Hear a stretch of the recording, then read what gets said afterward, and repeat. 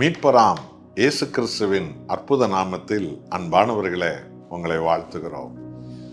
இந்த day with Jesus இந்த YouTube நிகழ்ச்சிகளை நீங்கள் பார்ப்பதோடு மாத்திரமல்ல, நீங்கள் ஒவ்வொருவரும் குறைந்தது ஒரு 50 பேருக்காகலாம் இந்த செய்தியை அவர்கள் பார்க்கும்படி நீங்கள் துரிதமாய் செயல்பட வேண்டும்.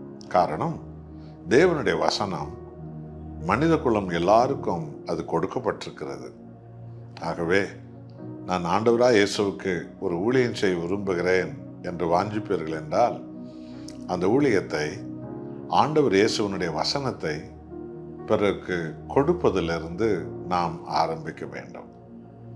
அப்படியாக உங்களை கர்த்தர் ஆசீர்வதிப்பார். 118ஆம் சங்கீதத்தில் 5வது வசனத்தை பாருங்கள். ஆவியான தேவன் நமக்கு தரும் மாபெரும் தைரியம் மற்றும் ஒரு செய்தி. நெருக்கத்திலிருந்து கர்த்தரை நோக்கி கூப்பிட்டேன், கர்த்தர் என்னை கேட்டருளி விசாலத்திலே வைத்தார். ஹல்லேலூயா. அன்பானவர்களே, பாவமும் துரோகமும் கேடுபாடுகளும் ஆபத்துக்களும் பொல்லாத நோய்களும் சூழ்ச்சிக்கார மனிதர்களுடைய பலவிதமான போராட்டங்களும் நிரம்பிய ஒரு உலகிலே தான் நாம் இருக்கிறோம்.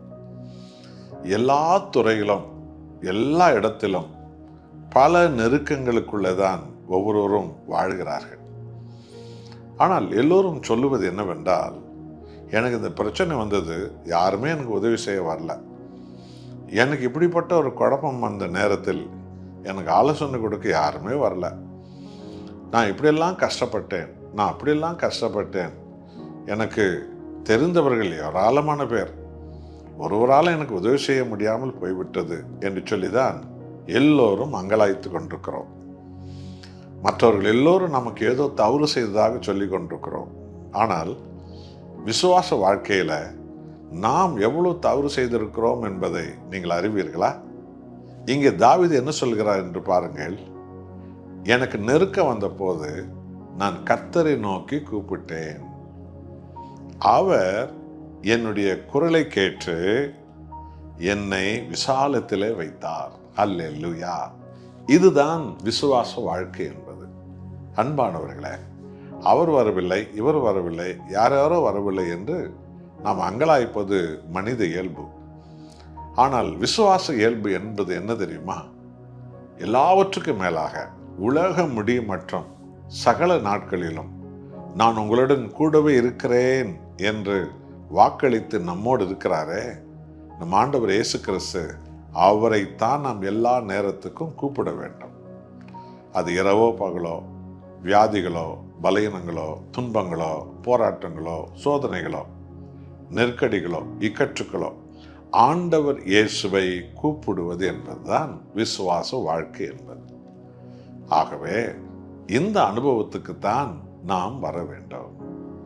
தாவீது சொல்லுகிறார், எனக்கு நெருக்கம் வந்தது, போராட்டம் வந்தது, பாடு வந்தது, ஆனால் என் கர்த்தரை நான் கூப்பிட்டேன், அவர் அதை கேட்டு என்னை விசாலத்திலே கொண்டு போய் வைத்தார், விடுதலையாக வைத்தார், ஆசீர்வாதமாக வைத்தார், மகிழ்ச்சியாக வைத்தார், சமாதானமாக வைத்தார். இந்த செய்தியை கேட்கிறவர்களே, இனி நீங்க என்ன செய்ய போறீங்க? எந்த ஒரு சூழ்நிலை வந்தாலும் நீங்கள் மனிதர்களை முதலாவது நினைக்க வேண்டாம், கர்த்தராகிய இயேசுவை நினையுங்கள். அவர்தான் நம்மை விட்டு விலகாத, நம்மை விட்டு பிரியாத, நம்மோடு என்றைக்கும் இருக்கிற தேவன், நம்முடைய குரலுக்கு பதில் கொடுக்கிற தேவன். பிறகு நாம ஒரு நாள் சொல்லுவோம், என்னுடைய ஆபத்து வேலையில, வியாதி வேலையில, பலவீன நேரத்தில் என் ஆண்டவர் இயேசுவை கூப்பிட்டேன், அவர் அதை கேட்டார், எனக்கு வெளிப்பட்டார், என்னை தொட்டார், என்னை விடுவித்தார், என்னை விசாலத்தில் வைத்தார். என் உயிருள்ள நாளெல்லாம் நான் அவருக்காக வாழ்வேன். ஒப்பு கொடுப்போமா? ஜெபம் செய்வோம். அன்புள்ள ஆண்டவரே, மனித வாழ்வில் நெருக்கங்கள் என்பது நிச்சயம். ஆனால் அந்த நெருக்கங்களில எங்களை விட்டு விலகாதவரே, தன் உயிரை எங்களுக்காக கொடுத்து எங்களை ரட்சித்தவரே, உலக முடிமட்டும் எங்களோடு இருக்கிறவரே, ஒவ்வொரு நொடி பொழுதும் நாங்கள் இயேசு சாமி உம்மை நோக்கி கூப்பிட அழைக்கப்பட்டிருக்கிறோம்.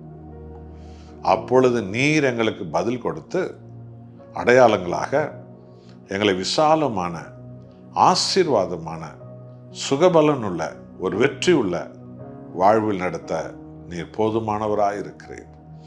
இப்படிப்பட்ட விசுவாசம் எங்கள் கிறிஸ்தவ உலகில் எல்லா ஜனங்களுக்கும் வரும்படி தேவன் தயவு காட்டுங்க. உண்மையே எல்லோரும் பற்றி கொள்ள வேண்டும். இயேசு நாமத்தில் பிதாவே, ஆமென்.